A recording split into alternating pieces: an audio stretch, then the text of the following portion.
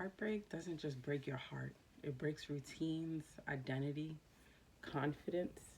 It breaks sometimes even the way you see yourself. And if you don't heal intentionally, you'll carry the pain into every area of your life.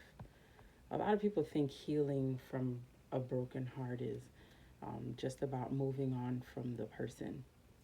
But real healing goes deeper than that. Because sometimes the hardest part isn't losing them, it's finding yourself again afterward. Uh, so, I have 3 points again. First point is going to be heartbreak changes how you see yourself, right? After heartbreak, a lot of people start questioning their worth, their value, what they deserve, or rather, they were enough. And the dangerous part of that is you stay in this mindset where you're too, where it's like too, you stay in that mindset too long, and then heartbreak becomes identity, right? So my first example is dealing with like my broken heart. The last broken heart I had was probably like was I was on the struggle bus for a good minute because I had never. I think that was the first time I had done a lot of healing before that last relationship, and I was single for like many years, like 14 years. And so this was the first relationship where it was like all those years of healing. I now had this opportunity to like finally um, measure my growth. And I did like, you know what I mean? And I did see like myself growing a lot. And it was pretty dope. But I think in this case, it was one of those situations where it's like the person just kind of pivoted and left. And it was just kind of like, and it left me in a situation where it was like, for the longest time, what did I do? It messed with my self worth for a little while because it was like I realized that I had a habit after breakups, perhaps, of turning, I always say, turn the gun on myself, where it's like instead of pointing it at the enemy and the thing that you need to stay away, you turn it on yourself instead. And I turned it on myself in a sense that I was blaming myself. Like, what did I do that it wasn't enough? What could I have done different? And I had, and there it's healthy, right? Because part of that is accountability. But for me, it was just like over and over and over, like fixating on the issue just until something made sense. And then I realized that a lot of that had to do with me needing to deal with my self confidence and needing to deal with my confidence in how I show up in relationships and how I wanted to redefine what I grew up seeing versus what I wanted. And what I grew up seeing was more of the woman submissive, and it was just kind of like what seemed religious and biblical, but it was like this total miss, right? I had this discussion with someone where we were talking about submission and how women see it as, oh, I'm submitting to the guy and the guy submits to God. And I feel like there's so much more to that. And I feel like that's for a whole other video. But to reel that back in, it's like at the end of the day, I believe we submit to one another. And when God defines, He defines the role by you show submission to Him with respect, adoration, and things like that. And then He shows respect by loving you the way Christ loved the church, protecting you, honoring you, and respecting you. It's like that's submission to one another. And so it made me realize from this family member where it's like there's this idea where it's like you lose your voice as a woman, you're supposed to sacrifice your self-worth and who you are as a and your autonomy and who you are, and that it's supposed to be like what a woman's role is. And I feel like that was part of my problem. So when the relationship didn't work, I saw it as I was the problem. I needed to work. And there's nothing wrong with seeing myself and the things that I could have done better, because that's what I always do no matter what.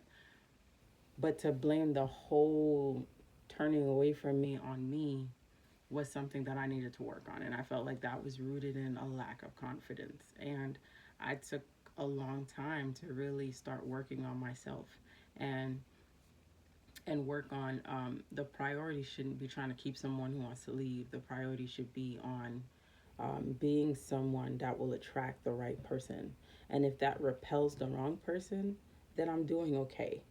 And I think when I started to realize that, it made it a little bit easier to start walking out this broken heart.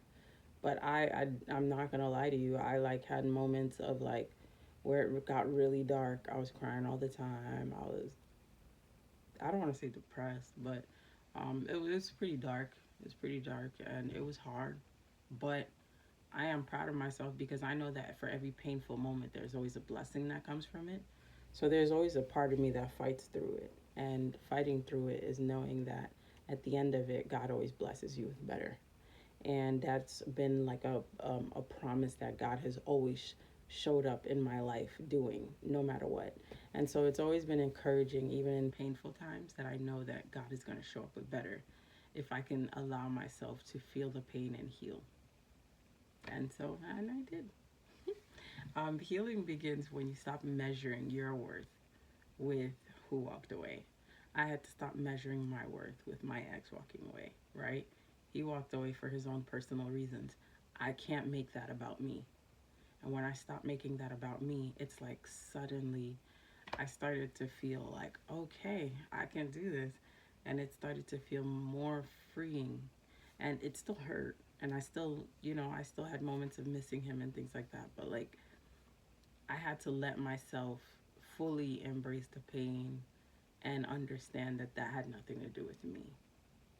But I also took some lessons with it so I can start learning how to see, how to take more precaution for the future. And that is a wisdom worth taking with me, right? So, next point is you can miss someone and still need to let them go. This is where people stay stuck because missing someone doesn't always mean that they were good for you.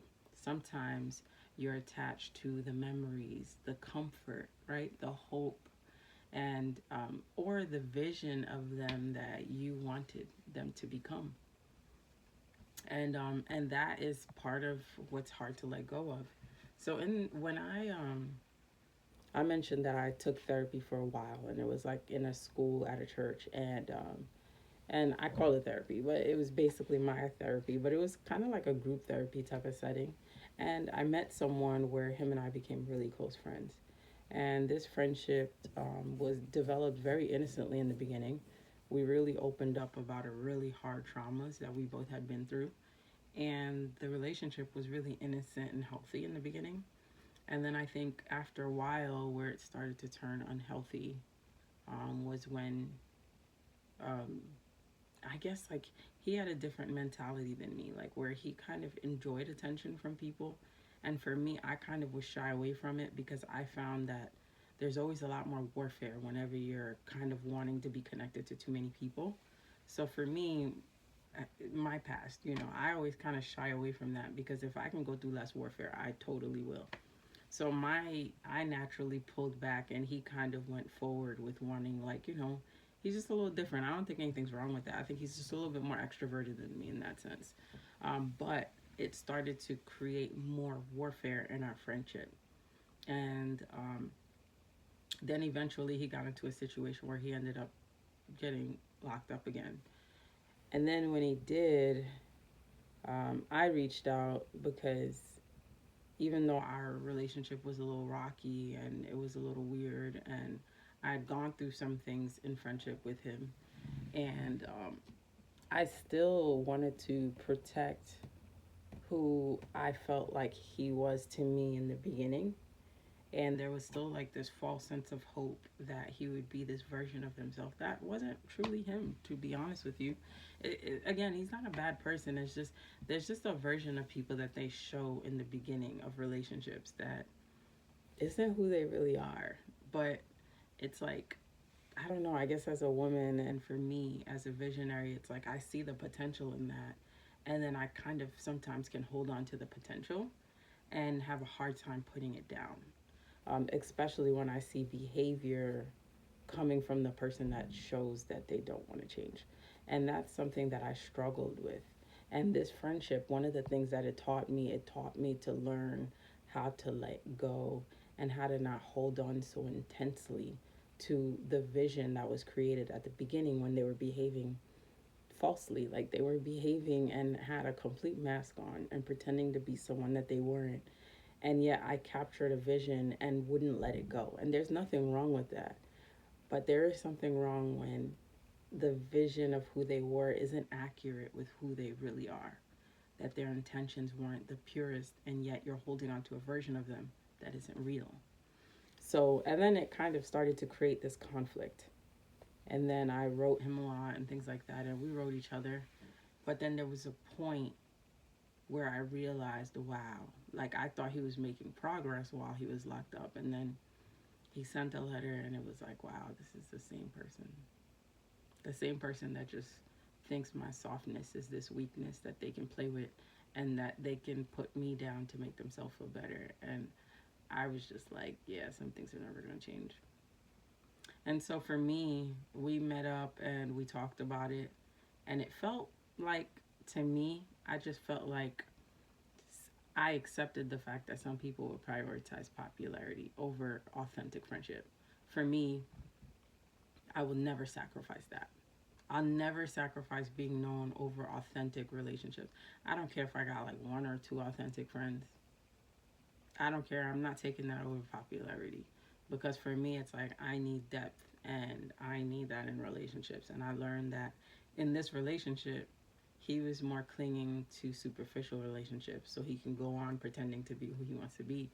And for me, I just didn't find any, there's no good in that. So for me, it just wasn't working out. And in that sense, I embraced the fact that we were going two different directions. And it was a beautiful thing because I realized that I was growing.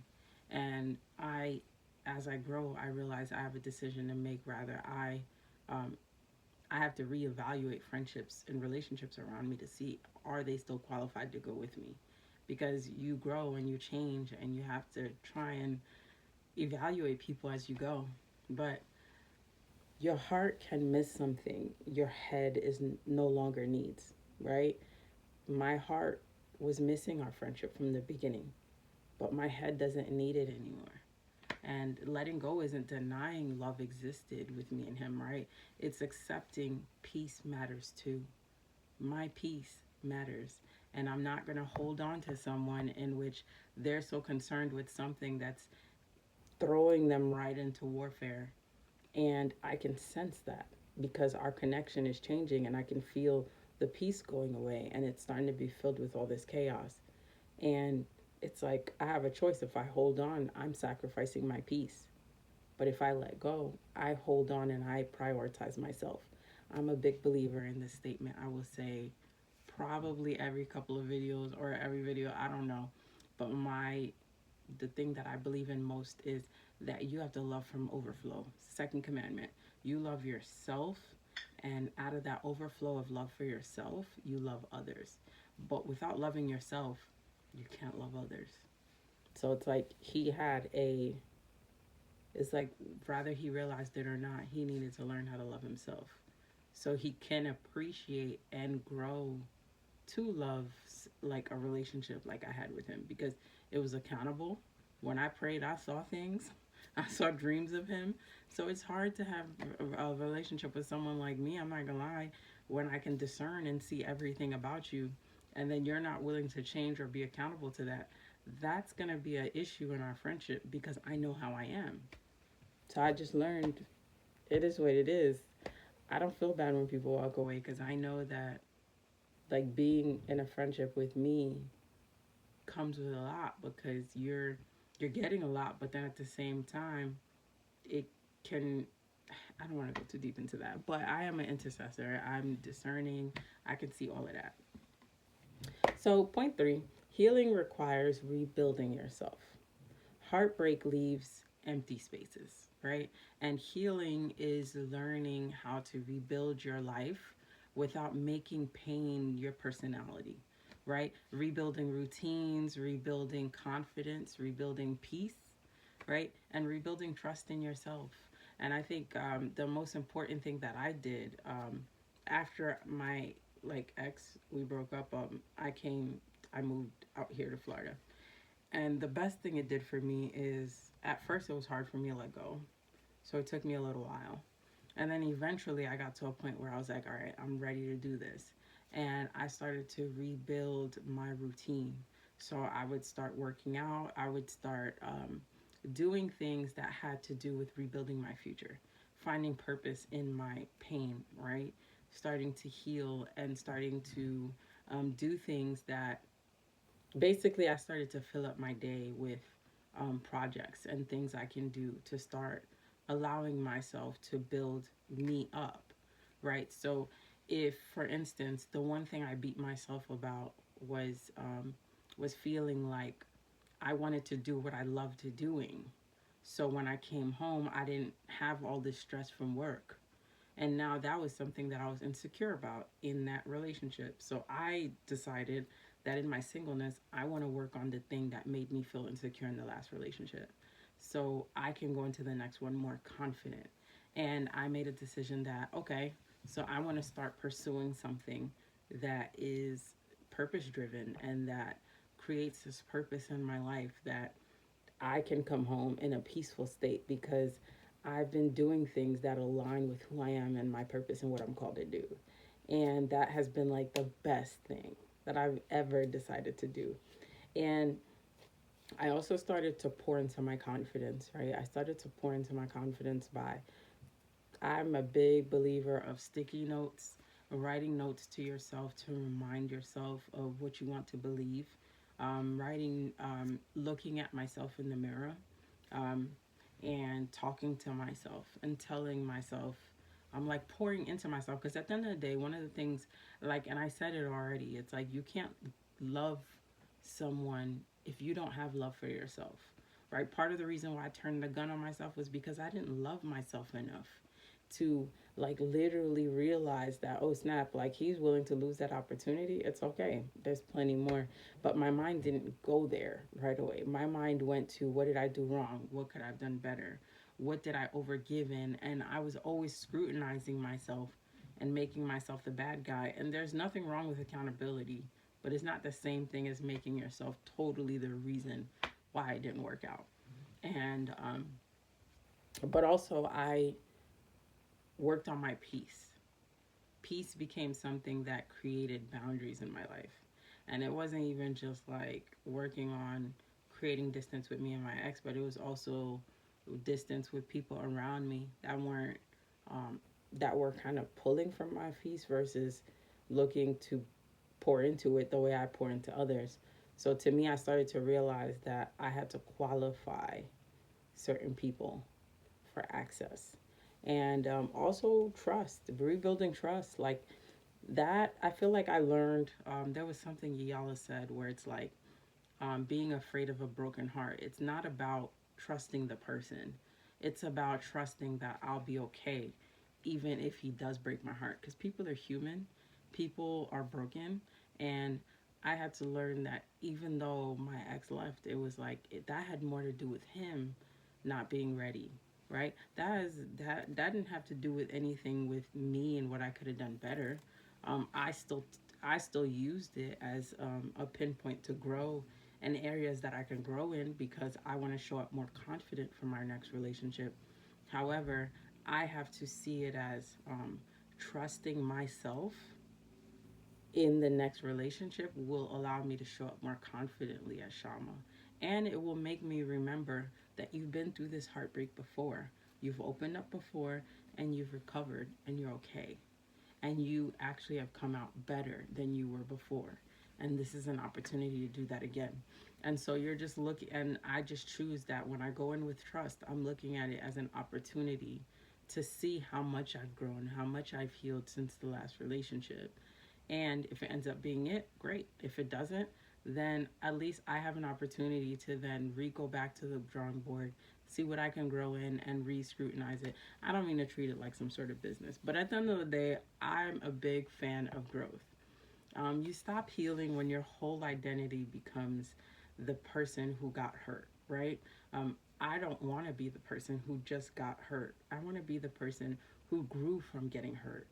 You are more than what broke your heart. And I'm a firm believer of that. If your heart is broken right now, I need you to understand this. This pain is not the end of you. You are not hard to love.